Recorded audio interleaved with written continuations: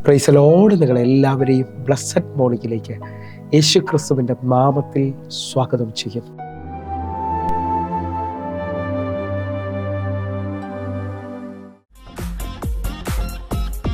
ഈശോരുവാതി തുറന്നാൽ ആർക്കും അടപ്പാനാവുകില്ല.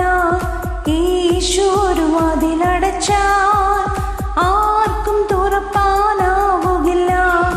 ഈശോരുവാതി തുറന്നാൽ ആർക്കും അടപ്പാനാവുകില്ല. ഈശോരുവാതിലടച്ചാൽ ആർക്കും തുറപ്പാനാവുകില്ല. തുറന്നിടുമേ വാതി തുറന്നിടുമേ, എനിക്കായി വാതി തുറന്നിടുമേ. അടച്ചിടുമേ വാതിലടച്ചിടുമേ, വൈരിൻ വാതിലടച്ചിടുമേ.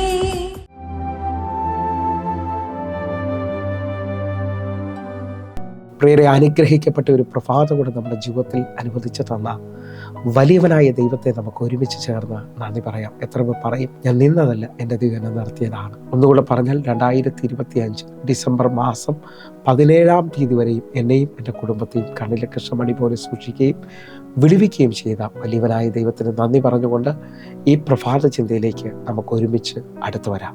ദൈവം ചില വാതിലുകൾ നിങ്ങൾക്കായി തുറക്കുവാൻ പോകുന്നു.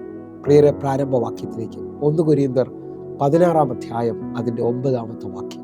എനിക്ക് വലുതും സഫലമായൊരു വാതിൽ തുറന്നിരിക്കുന്നു, എതിരാളികൾ പലരുണ്ട്. പ്രിയരെ, ഈ പ്രഭാതത്തിൽ ദൈവം നമ്മോട് ഇടപെട്ട അനുഗ്രഹിക്കപ്പെട്ട വചനത്തിനാൽ നമുക്ക് ഒരുമിച്ച് ചേർന്ന് ദൈവത്തിന് നന്ദി പറയാം. ഈ പ്രഭാതത്തിൽ നാം ചിന്തിക്കുന്നത് നമുക്ക് വേണ്ടി ദൈവം ചില വാതിലുകൾ തുറക്കാൻ പോകുന്നു എന്നുള്ളതാണ്. നിങ്ങൾ വിശ്വസിക്കാൻ പറ്റുമെങ്കിൽ നിങ്ങൾ ഇപ്പോൾ തന്നെ ആമേൻ പറയണം. നിങ്ങൾക്ക് വേണ്ടി ഇതുവരെയും തുറക്കാത്തൊരു വാതിൽ തുറക്കാൻ പോവുകയാണ്. ഞാനത് പൂർണ്ണമായിട്ട് വിശ്വസിക്കുന്നു. എൻ്റെ പ്രാർത്ഥനാ മുറിയിൽ ദൈവം എന്നെ 4 വിധമായ വാതിലുകൾ തുറക്കുന്നത് ഒന്ന് ഓർപ്പിച്ചു. അത് ഞാൻ നിങ്ങളുമായി പ്രഭാതത്തിൽ പങ്കുവയ്ക്കാൻ പോവുകയാണ്. 1-ാമത്തെ വാതിൽ എന്ന് പറയുന്നത്, നാം ഒരു ഡോറിൻ്റെ അടുക്കൽ ചെന്ന് നിൽക്കുമ്പോൾ തനിയെ തുറക്കുന്ന വാതിലുകളുണ്ട്. കാരാഗ്രഹത്തിൽ കിടക്കുന്ന പത്രോസിന് വേണ്ടി സഭ പ്രാർത്ഥിച്ചുകൊണ്ടിരിക്കുമ്പോൾ ദൂതൻ പത്രോസിന് വേണ്ടി 1-ാം കവാടവും 2-ാം കവാടവും തുറന്നു കൊടുക്കുകയും പട്ടണത്തിൻ്റെ ഇരുമ്പ് വാതിൽ തനിയെ തുറക്കുന്നത് കാണാൻ കഴിയും. എന്നെ കേൾക്കുന്നവരെ ഞാൻ അതുകൊണ്ട് വിളിച്ചു പറയുകയാണ്, പ്രാർത്ഥനയുടെ ആഴങ്ങൾ വെളിപ്പെടുമ്പോൾ നിങ്ങൾക്ക് മുമ്പിൽ സ്വതമേ വാതിലുകൾ തുറക്കാൻ പോവുകയാണ്. ഞാൻ ഒന്നുകൂടെ പറഞ്ഞാൽ നിങ്ങൾക്ക് മനസ്സിലാകേണ്ടത്, വലിയ ഷോപ്പിംഗ് സെൻറ്ററിലേക്ക് ഫ്രണ്ടിൽ ചെന്ന് നിന്നാൽ നമ്മൾ ആ ചെന്ന വാതിൽക്ക് എൻ്റെ അടുക്കൽ നിൽക്കുമ്പോൾ തന്നെ നമ്മളെ സെൻസ് ചെയ്തുകൊണ്ട് ആ വാതിലുകൾ തനിയെ തുറക്കുന്നത് കാണാൻ പറ്റും. ഇതേപോലെ ഈ പ്രഭാതത്തിൽ വിശ്വസിക്കുന്ന നിങ്ങൾക്ക് വേണ്ടി ചില വാതിലുകൾ തനിയെ തുറന്നു വരാൻ പോവുകയാണ്. അതിനുവേണ്ടി നമ്മളൊരു വാക്യം ഒന്ന് വായിക്കുകയാണ്. വെളിപ്പാട് പുസ്തകം 3-ാം അധ്യായം അതിൻ്റെ 8-ാമത്തെ വാക്യം. ഞാൻ നിന്റെ പ്രവൃത്തി അറിയുന്നു, ഇതാ ഞാൻ നിന്റെ മുമ്പിൽ ഒരു വാതിൽ തുറന്നു വെച്ചിരിക്കുന്നു, അത് ആർക്കും അടച്ചുകൂടാ. നിനക്കൽപ്പമേ ശക്തിയുള്ളൂ, എങ്കിലും നീ എൻ്റെ വചനം കാത്തു, എൻ്റെ നാമം നിഷേധിച്ചിട്ടില്ല. എന്നെ കേൾക്കുന്നവരെ, നമ്മൾ ദൈവത്തിന് വേണ്ടി നിൽക്കുകയും പ്രാർത്ഥിക്കുകയും ആരാധിക്കുകയും ദൈവത്തിൻ്റെ വചനം പാലിക്കാനൊക്കെ തീരുമാനമെടുക്കുമ്പോൾ തന്നെ ഇന്ന് പകൽ വിശ്വസിച്ചോ, നിങ്ങളുടെ മുമ്പിൽ അടഞ്ഞു കിടക്കുന്ന ചില വാതിലുകൾ എൻ്റെ ദൈവം തുറക്കാൻ പോകുക. കാരണം നിൻ്റെ പ്രവൃത്തിക്കൊത്തവണ്ണം തുറക്കുന്ന വാതിലുകൾ.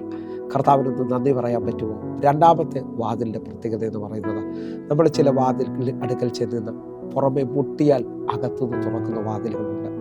പ്രാർത്ഥനയിൽ മുട്ടുന്ന ചിലരോട് ഞാൻ ആത്മാവിൽ വിളിച്ചു പറയാണ്, മടുക്കരുത്. ഇന്ന് നാളുകൾ മുട്ടിയൊരു വാതിൽ നിനക്ക് വേണ്ടി, ആ ജോലിയുടെ വാതിൽ, ഹല്ലേലൂയ, ആ വിവാഹത്തിൻ്റെ വാതിൽ, ആ ബിസിനസ്സിൻ്റെ വാതിൽ ഇന്ന് ഈ പ്രഭാതത്തിൽ ദൈവം തുറക്കാൻ പോവുകയാണ്.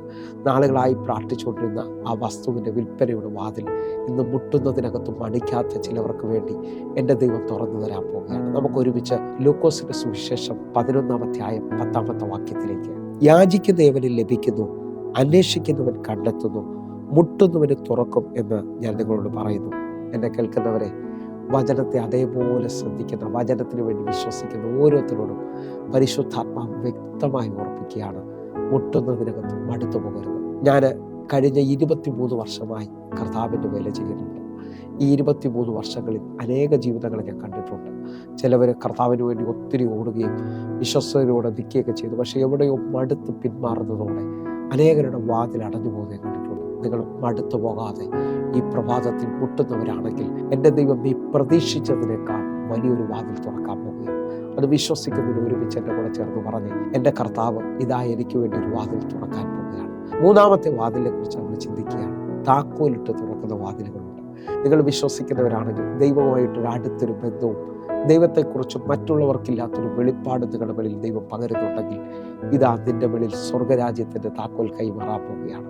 ദാവീദിൻ്റെ താക്കോലുള്ളവൻ ഇതാ, അവൻ തുറന്നാൽ അത് ആർക്കും അടയ്ക്കാൻ കഴിയത്തില്ല.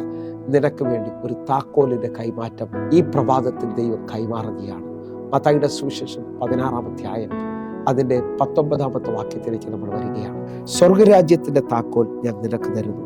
നീ ഭൂമിയിൽ കെട്ടുന്നതൊക്കെയും സ്വർഗത്തിൽ കെട്ടപ്പെട്ടിരിക്കും, നീ ഭൂമിയിൽ അഴിക്കുന്നതൊക്കെയും സ്വർഗത്തിൽ അഴിഞ്ഞിരിക്കുമെന്ന് ഉത്തരം പറഞ്ഞു. പത്രോസ് അപ്പോസ്തലനെ കുറിച്ചുള്ള ആഴമേറിയ വാക്യമാണിത്. യേശുവിനെ കുറിച്ച് അവൻ ആഴമേറിയ ഒരു വെളിപ്പാട് പറയാണ്. പലവരും ഇരമ്യാവെന്നും ഏലിയാവെന്നും ഒക്കെ പറയുമ്പോൾ പത്രോസ് ഇതാ മുമ്പിലോട്ട് വന്ന് പറയാണ്, നീ ജീവനുള്ള ദൈവത്തിൻ്റെ പുത്രൻ. പത്രോസിനോട് യേശു മാറ്റി നിർത്തിയിട്ട് പറയാണ്, ജഡരക്തങ്ങളല്ല നിനക്കിത് വെളിപ്പെടുത്തിയത്, സ്വർഗസ്നേഹന്റെ പിതാവത്രേ നിനക്കത് തുറന്നു തന്നത്. വിശ്വസിക്കാൻ പറ്റുമെങ്കിൽ ദൈവത്തിൽ നിന്ന് ചില വെളിപ്പാടുകൾ പ്രാപിച്ചവൻ്റെ കയ്യിൽ താക്കോലുകൾ വെളിപ്പെട്ടു വരും. മറ്റുള്ളവരിൽ നിന്ന് അവൻ വ്യത്യസ്തനായിരിക്കും. അവൻ പ്രാർത്ഥിച്ചാൽ സൗഖ്യങ്ങൾ നടക്കും. അവൻ പ്രാർത്ഥിച്ചാൽ വലിയ വാതിലുകൾ തുറക്കും. വിശ്വസിക്കാൻ പറ്റുമെങ്കിൽ ഇന്ന് ഈ പ്രഭാതത്തിൽ നീ ദൈവത്തോടടുക്കുന്ന വ്യക്തിയാണെങ്കിൽ നിന്റെ കയ്യിലേക്ക് മറ്റുള്ളവർക്കില്ലാത്തൊരു പ്രാഗൽഭ്യം, നിന്റെ കയ്യിലേക്ക് ഒരു അത്ഭുത താക്കോൽ ദൈവം കൈമാറാൻ പോവുകയാണ്. നീ പ്രാർത്ഥിക്കുന്ന സെക്കൻഡിൽ തന്നെ രോഗികൾ സൗഖ്യമാകും. നീ പ്രാർത്ഥിക്കുമ്പോൾ തന്നെ മറ്റുള്ളവർ പ്രാർത്ഥിച്ചിട്ട് തുറക്കാത്തത് നീ പ്രാർത്ഥിച്ചാൽ തുറന്നു വരും. എന്നെ കേൾക്കുന്നവരുണ്ടെങ്കിൽ വിശ്വാസത്തോടെ ഇതാ ഒരു താക്കോലിൻ്റെ കൈമാറ്റം സംഭവിക്കാൻ പോവുകയാണ്.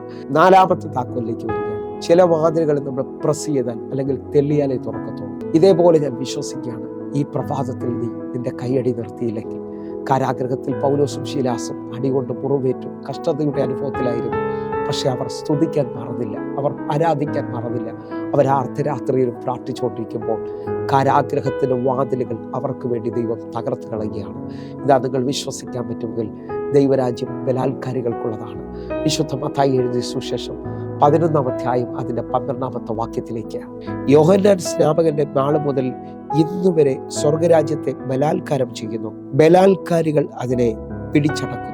എന്നെ കേൾക്കുന്നവരുണ്ടെങ്കിൽ ഒരുമിച്ച് എൻ്റെ കൂടെ ചേർന്ന് പറഞ്ഞ്, ബലാത്കാരികൾ അതിനെ പിടിച്ചടക്കുകയാണ്.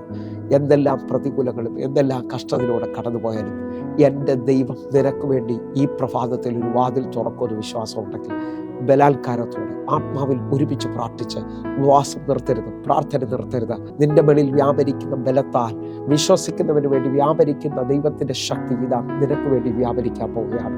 അടഞ്ഞ വാതിൽ നീ തെള്ളി തുറക്കാൻ പോവുകയാണ്.